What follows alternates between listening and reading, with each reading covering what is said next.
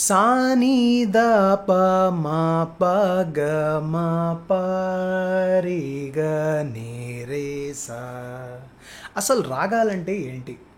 అసలు రాగా యొక్క స్ట్రక్చర్ ఏంటి? నీ రే ని గ రి మా గ బాధ ని రే సా ని ద ని. రాగాల్ని ఎక్కడ ఉపయోగిస్తారు? అసలు ఎన్ని రాగాలు ఉంటాయి?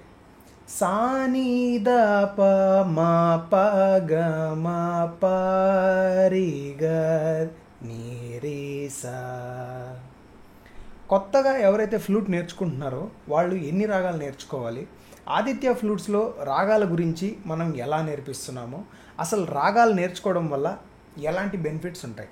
నమస్కారం అండి, నా పేరు ఆదిత్య తేజ, మీరు చూస్తుంది ఆదిత్య ఫ్లూట్ స్కూల్. సో ఈరోజు మనం రాగాల గురించి చాలా డీప్గా ఈరోజు మనం అర్థం చేసుకుందామండి. అసలు ఈ రాగాలు అనేటివి ఏంటి, రాగాలు ఎలా ఉంటాయి, రాగాలని ఎక్కడ ఉపయోగిస్తారు, కొత్తగా నేర్చుకునే స్టూడెంట్స్ ఎన్ని రాగాలు నేర్చుకోవాలి, సో వీటి గురించి ఈరోజు మనం క్లియర్గా మాట్లాడుకోబోతున్నాము. So first and the foremost question ఏంటంటే, అసలు రాగాలంటే ఏంటి? రాగాలంటే ఏంటి? ఏమండి, రాగాలు అనేటివి ఒక ఫిక్స్డ్ మెలడిక్ స్ట్రక్చర్లో ఉంటాయండి. ఆ ఫిక్స్డ్ మెలడిక్ స్ట్రక్చర్ మనం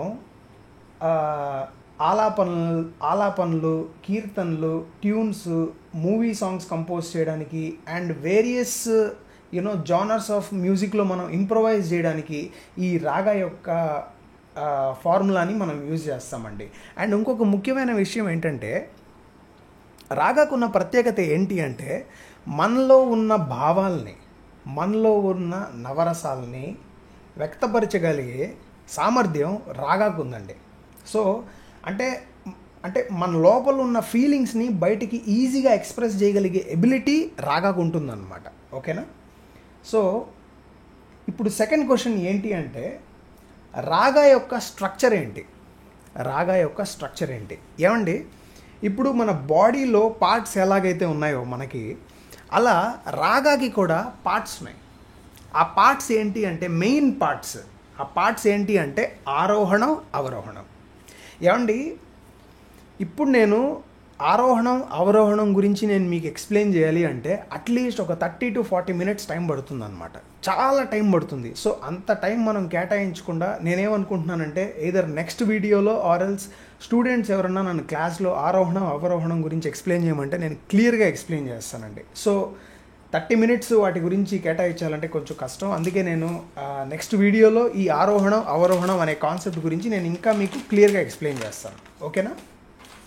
ఏమండి,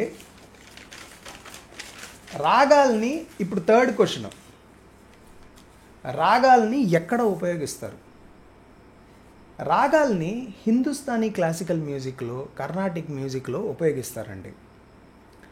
దాంట్లోనే కాకుండా సినిమా పాటల్లో కంపోజ్ చేయడానికి, గజల్స్ని పర్ఫామ్ చేసేటప్పుడు రాగాలతో మనం ఆలాపనలు, కీర్తనలు, విస్టార్, బందిష్, ఇన్ని కాంపోనెంట్స్లో రాగా యొక్క స్ట్రక్చర్ని ఉపయోగిస్తారండి. అంటే మనం రాగా ప్లే చేసేటప్పుడు జస్ట్ ఆరోహణం, అవరోహణం మాత్రమే ప్లే చేయం. సో ఈ రాగాలు అనేటివి ఏంటి అంటే ఇన్ని కాంపోనెంట్స్లో ఉపయోగిస్తారనమాట. ఏంటి? ఆ ఒక్క జానర్ని ఇంప్రూవైజ్ చేయడానికి. ఓకేనా? ఓకే. సో ఇప్పుడు ఫోర్త్ క్వశ్చన్, అసలు రాగాలు ఎన్ని ఉంటాయి, రాగాలని ఎవరు కనిపెట్టారు?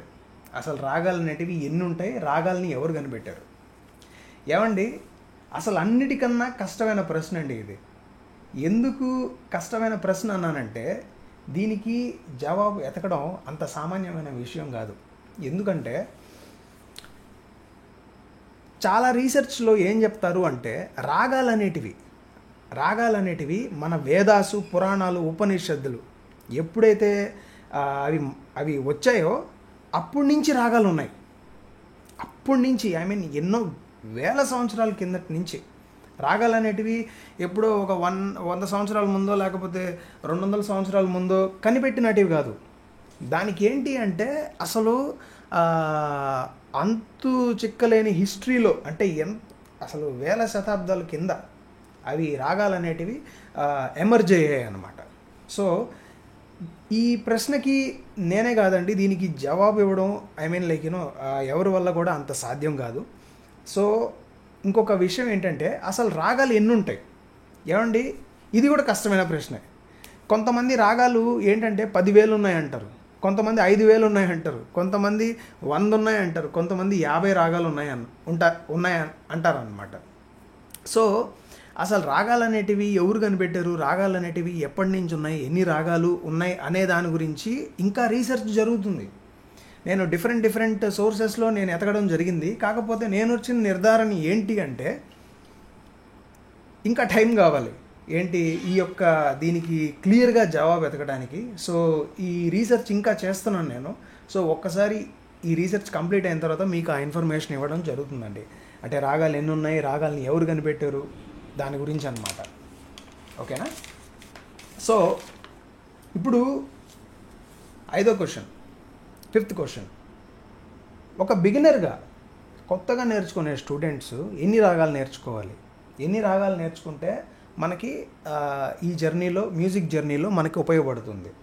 ఏమండి, రాగాలు నేర్చుకోవడం అంటే జస్ట్ ఆరోహణం అవరోహణం నేర్చుకోవడం కాదు. ఆ రాగాల్ని ఇంప్రొవైజ్ చేయగలగాల వేరియస్ కాంపోనెంట్స్లో. నేను ఇందాక మీకు ఏ కాంపోనెంట్స్ అయితే చెప్పానో ఆ కాంపోనెంట్స్లో మనం రాగాలన్నింటినీ ఇంప్రొవైజ్ చేయగలిగి వాటి మీద సరైన పట్టు సాధించడానికి కొంత సమయంతో కూడుకున్న పనండి. అది ఏది కూడా మనకి అంత సామాన్యంగా రాదు. సో ఇనీషియల్గా కొత్తగా నేర్చుకునేవాళ్ళు ఫస్ట్ సంవత్సరం అంటే 1 ఇయర్ ఈ 5 రాగాల మీద ఫోకస్ చేస్తే బాగుంటుందన్నమాట. మన స్కూల్లో కూడా మనం ఈ 5 రాగాల మీదే ఇప్పుడు ప్రస్తుతానికి మనం ఫోకస్ చేపిస్తున్నాము. ఈ రాగాలు ఏంటి అంటే రాగ్ భైరవి, రాగ్ యమన్, రాగ్ భోపాలి, రాగ్ హంసధ్వని, రాగ్ ముల్తానీ. ప్రస్తుతానికి ఏంటంటే ఈ 5 రాగాలు మీద మనం కానీ ఫోకస్ చేయగలిగితే ఫ్యూచర్లో ఇంకా 1 ఇయర్ ఈ 5 రాగాస్ చాలండి. ఈ 5 రాగాస్ మీద మీరు కానీ అదుపు ఎప్పుడైతే మీరు తెచ్చుకోవడం మీరు కానీ స్టార్ట్ చేశారో అప్పుడు మీరు వేరే రాగాలు నేర్చుకోవచ్చు అనమాట. ఓకేనా? సో ఏమండి, ఇప్పుడు అసలు నా ఒపీనియన్ ఏంటి, నేను అసలు రాగాలంటే నేను ఎలాంటి కంక్లూజన్కి నిర్ధారణకు వచ్చాను అనే దాని గురించి ఇప్పుడు మీకు నేను చెప్పబోతున్నానండి. ఇది 6th పాయింట్. ఏమండి, ఒక సామాన్య మనిషికి అంటే అసలు మ్యూజిక్ గురించి ఏమీ తెలియని వాళ్ళకి రాగ గురించి నేనేం చెప్పదలుచుకున్నానంటే, నేను రాగాన్ని ఎలా చూస్తానంటే రాగా అనేది ఒక విత్తనం లాగా, ఒక చిన్న విత్తనం లాగా. ఆ విత్తనం ఏమన్నా అవ్వగలుగుతుంది అనమాట. ఆ విత్తనానికి ఉన్న పవర్ అలాంటిది, రాగా కూడా అలాంటిది అనమాట. ఇప్పుడు నాకు రాగా ఎలా కనిపిస్తుంది అంటే ఒక ఫార్ములా లాగా కనిపిస్తుంది. ఒక ఫార్ములా, ఆ ఫార్ములాతో మనం ఏమన్నా చేయొచ్చు మ్యాథ్స్లో కదా. చిన్న ఫార్ములా, ఆ చిన్న ఫార్ములాతో మనం ఏమన్నా చేయొచ్చు అనమాట. సో నా దృష్టిలో నాకు తెలిసినంతవరకు నేను ఓవరాల్గా నేను దీన్ని రాగాని ఒక విత్తనం, ఒక ఫార్ములా లాగా చూస్తానండి. ఒక ఫౌండేషన్ క్రియేట్ చేయడానికి మనం ఉపయోగిస్తామన్నమాట ఈ రాగా. ఏమండి, నేను మీకు ఒక ఉదాహరణ చూపిస్తాను. అంటే నేను మీకు చెప్పడం వేరే, నేను మీకు ప్రాక్టికల్గా మీకు నేను చూపించడం ఒకటన్నమాట. ఇప్పుడు మనం రాగ్ యమన్ చేద్దాం.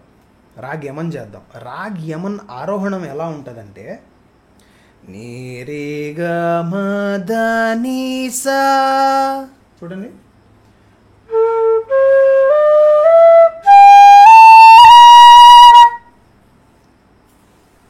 ఓకేనా. Lower frequency to hire frequency. ఇందాక మీకు నేను చెప్పాను కదా ఆరోహణం గురించి, దాని గురించి ఎక్స్ప్లెయిన్ చేయాలంటే కొంచెం టైం పడుతుంది. సో ఈ రాగ్ యమన్ అనేది నీ రే గ మ ద ని సా వాళ్ళు ఇచ్చిన ఫార్ములా అది. ఇప్పుడు వాళ్ళు ఇచ్చిన ఫార్ములాతో మనం ఎలా ఇంప్రూవైజ్ చేయొచ్చు? ఇప్పుడు నేను ఆ నీ రే గ మ ద ని సా అదే ఇప్పుడు నేను ఇంప్రూవైజ్డ్ వర్షన్లో నేను ప్లే చేస్తా, కొన్ని గమకాలు యాడ్ చేసి. ఎలా ఉంటుందో చూడండి. ఇందాక నేను ఎలా ప్లే చేశా,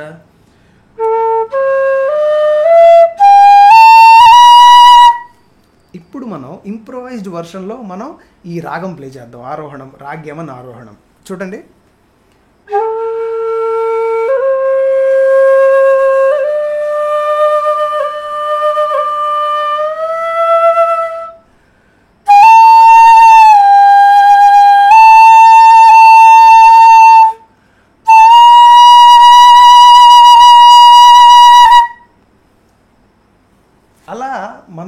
ఇప్పుడు నేను ఈ ఇంప్రొవైజ్డ్ వర్షన్లో కూడా నేను నీరేగా మాధనీసా అదే ప్లే చేశా. కాకపోతే నేను ఎలా ప్లే చేశాను, కొన్ని గమకాలు యాడ్ చేశాను, కొన్ని మాడ్యులేషన్స్ యాడ్ చేశాను, కొంత దాన్ని ఏమంటారు, కొంత నా ఓన్ స్టైల్ యాడ్ చేశాను అనమాట.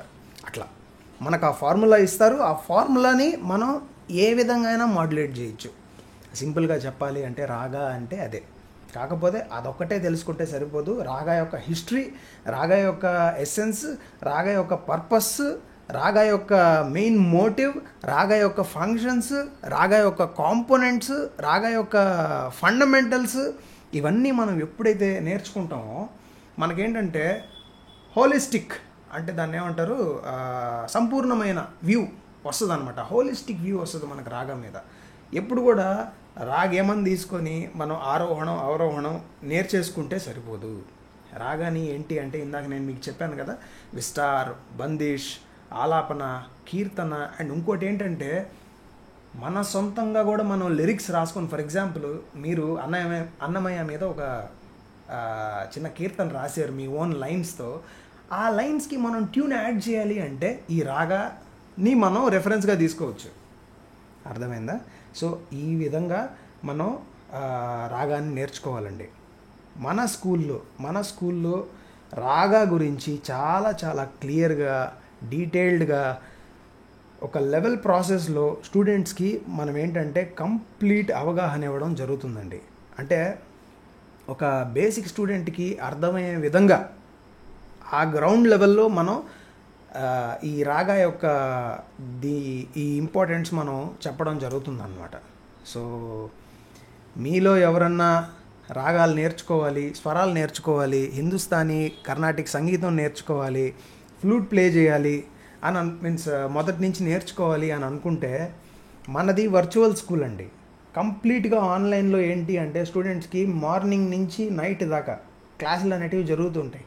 ట్యూస్డే, థర్స్డేస్, సాటర్డే క్లాసులు జరుగుతాయి మనకి. మంత్లీ మనకి 12 క్లాసెస్ ఉంటాయి అన్నమాట. మనకి ఇండివిజువల్ క్లాసెస్ ఉంటాయి, గ్రూప్ క్లాసెస్ ఉంటాయి. స్టూడెంట్స్ అందరూ ఆన్లైన్లో మన దగ్గర నేర్చుకుంటున్నారు ప్రస్తుతానికి. సో ఎవరికైతే ఇంట్రెస్టెడ్గా ఉందో మీరు ఈ నెంబర్పై కానీ కాల్ చేయగలిగితే మీకు మేము క్లియర్ గైడెన్స్ ఇస్తామన్నమాట. హిందుస్థానీ మ్యూజికల్ జర్నీ మీరు ఎలా స్టార్ట్ చేయాలి ఫ్లూట్ మీద అనే దాని గురించి. మీకు కొంచెం సమయం పడుతుంది, కానీ ఎక్కువ సమయం పట్టదు. మనం ఏంటంటే right knowledge, right practice and right mentorship మనకు గాను ఉందంటే it will not take much time, ఎక్కువ టైం పట్టదు అనమాట.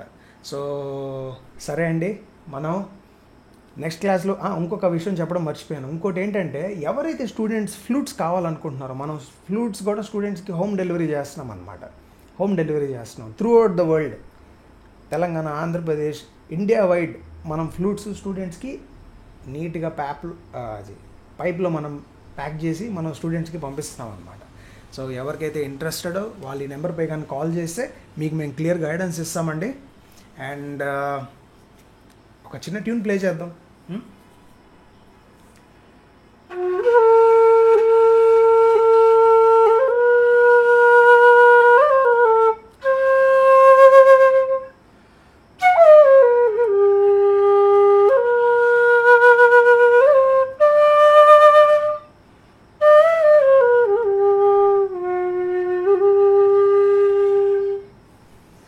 సో ఇలా దీనికన్నా కూడా మీరు దీనికన్నా బాగా ప్లే చేయగలరు. మనం కానీ నేర్చుకోగలిగితే, అంటే ఈ రాగాల పట్ల, ఆలాపనల పట్ల, కీర్తనల పట్ల, గమకాల పట్ల మనకి ఎప్పుడైతే అవగాహన వస్తుందో ప్రతిరోజు మనం సాధన చేస్తామో రైట్ ఇన్ఫర్మేషన్ తీసుకొని ఏదన్నా పాసిబుల్ ప్లే చేయడానికి. సరేనా? ఓకే అండి, మనం నెక్స్ట్ క్లాస్లో కలుసుకుందాం ఇంకొక కొత్త వీడియోతో. అప్పుడు దాకా బాయ్.